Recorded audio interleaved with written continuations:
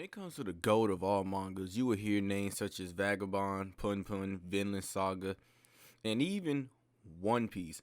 But only one of these mangas can have the top spot of the greatest manga of all time.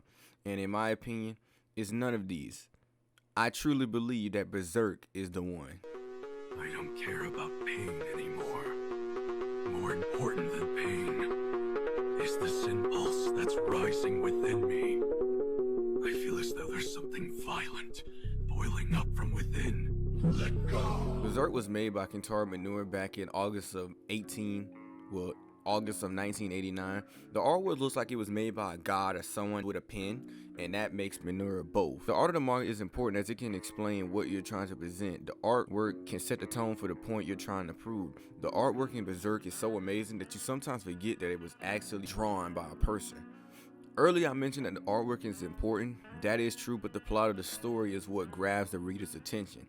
The plot has the world build, develop characters in a way where the reader can understand, which Berserk had no problem doing.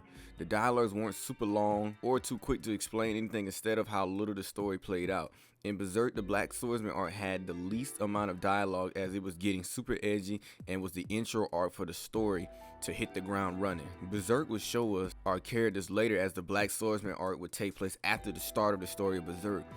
We get our main character, Guts, who looks like a true menace to society. He was straight up violent and didn't care about anything. From this point, you start to wonder, well, what made him like this? This is where the author keeps the secret hidden from the reader so you can read what's happening.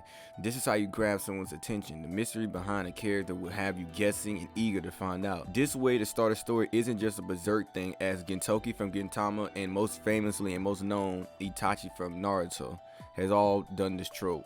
We get to see Puck, who's the comical relief for the dark story. The first few chapters show that you're in for a ride of emotions. We see the gods, which almost look demonic looking, giving off malicious intent. There are 5 of them, but Gus has a problem with one in particular. We don't know what they are, what their goals are, or mostly anything about them to this day. This goes back to the point about the mystery having the readers guessing to this day. The genius behind these few chapters is this exposition, yet it shows the plot of the story while still having the readers with a lot of questions. The rest of the manga would be the story explaining everything up to this point in the story and beyond. In every arc we get the exposition, rising action, climax, falling action, and resolution in every single arc to absolute perfection. The perfect example of this golden age arc is the start of the manga, as we get to see all the characters and the themes that start the conflict, which is the Band of the Hawk going to war and changing throughout it. In this we get to see all the plots mixing together, and this will lead into what happened to Griffith, thus leading into the Eclipse arc. Then we get to witness everything after the Eclipse, thus starting the cycle again. Gus becoming a one-man army.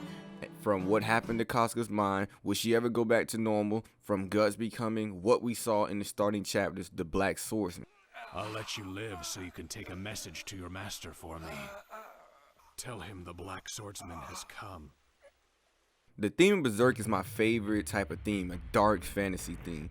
This type of story can get its point across by showing the cruel reality of life and its struggles, and its yin and yang of sadness and happiness, hope and despair, good and evil, war and peace, faith and mistrust. Berserk shows the dark side of humans, what we're willing to do to each other to get what we want.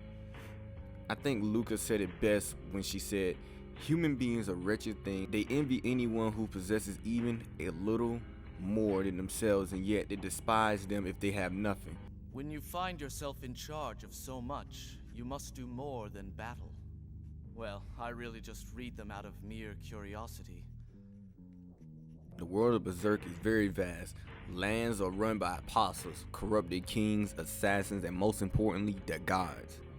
From everything the reader sees, Berserk is flat out dark. From Guts being a child, from all the way to now, we see some of the darkest things that were capable. I can name every last one, but that takes too long, so I'm gonna just name one in particular.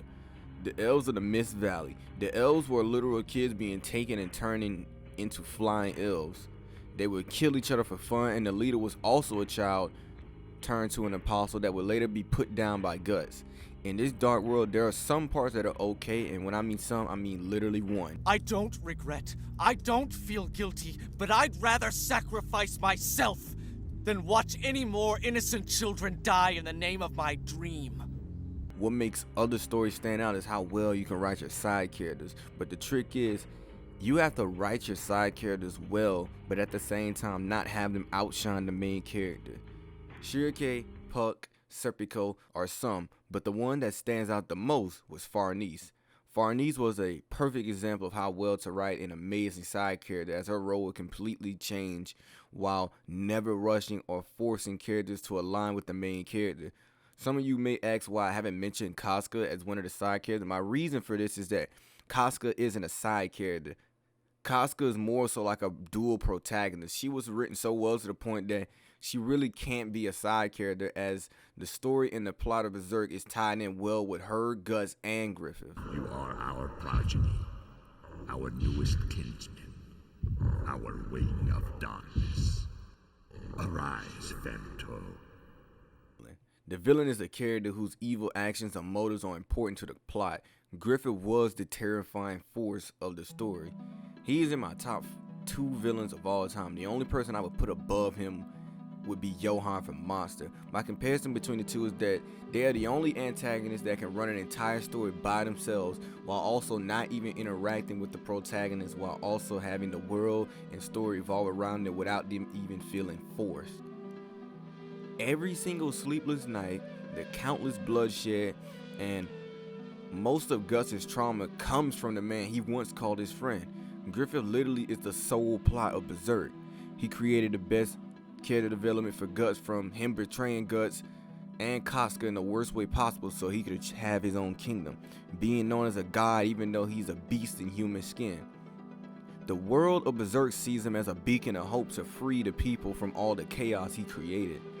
He sacrifices humanity to see his goal while Guts struggled to keep his sanity in check while trying to reach his goal. He created his plot so well that Guts is a part of it even though they don't see face to face that much. What's so monstrous about Griffith is that he's not even around Guts or seen in chapters that much, but still has this menacing presence in every chapter. Griffith is the perfect presence of an antagonist. His own choices and goals in the story started the plot and continued the story, dragging everyone who was around him along in this mad quest for destiny, leaving Casca far from what she used to be, and Guts, a man turned monster, fighting his demons on his quest to get revenge on the man he once called his friend for betraying the team and everyone that ever thought well of them.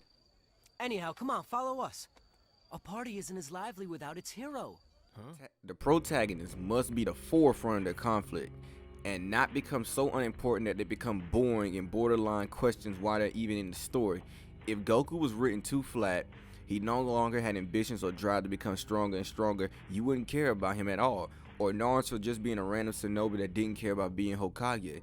Without these characters, the stories would be all out of whack, or those events in the story wouldn't have happened. Guts is the king of this board because without him, Berserk as we know it wouldn't be legendary as we know today. Guts starts the story and moves the plot forward. Guts has the reason to do what he does in Berserk after the eclipse. Guts had pure hatred for Griffith. The act of war against Griffith and everything that comes in front of him is the reason to keep going. Guts watched the Band of Hawk get slaughtered, and the horrible thing Griffith did to the only person he truly cared about, Casca, his reason being cold-hearted and ruthless makes more sense. But if you take all those things that had never happened to him, Guts wouldn't be the character we all grew to care for.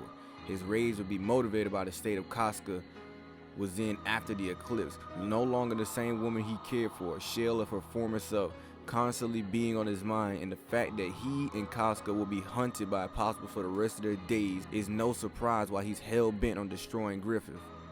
Even when Casca got her mind back, she still can't even look at Guts because of the traumatizing things that he brings to her mind when she sees him. His character would change for better and worse. This will be great for the reader as this makes Guts more relatable. In life, when something traumatic happens, most people are never the same after the fact that emotions run high and you get consumed by hate, sadness, despair, and rage. Guts in the Black Swordsman's arc was brutal, cutting down apostles and humans, yet even in his state of rampage, he still showed a heart from time to time because at the end of the day, he's still human. Guts being human is what made him perfect and flawed at the same time. because humans aren't perfect. Everything Guts goes through, he doesn't just run through it. He struggles every time. He makes mistakes. He's never right or wrong. Minoru knew that his best teacher in life for humans is struggling molds character. So why not make a character that goes through struggling and trauma to the extreme to grab the reader's attention? Gus can be looked at as a good role model for many people. His raw and authentic character shows every fall and rise of him. There's no sweet spot, it's all rough. He never ran, he never folded, he just kept swinging. Whatever life had in store for him, he just kept swinging. He never complained about anything or the things that he had to go through. He accepted fate and walked through the dark path for his own destiny. He doesn't have to talk his way into your hearts or rally the troops. He just leads with his actions. This is why he has people that want to follow him. Farnee, Serpico, Puck, and most importantly, Casca. Berserk is the peak of what it means to have the greatest protagonist of all time. Looking over them all from up here, I almost think I can see their hopes and dreams flickering in each little light. The perfect explanation to the story was in the 97 version of the anime. At the start of every episode, a hand would be holding a bailer and would tell the story of what Berserk was, what is truly the greatest manga of all time. In this world, is the destiny of mankind controlled by some transcendental entity or law? Is it like the hand of God hovering above? At least it is true that man has no control, even over his own will.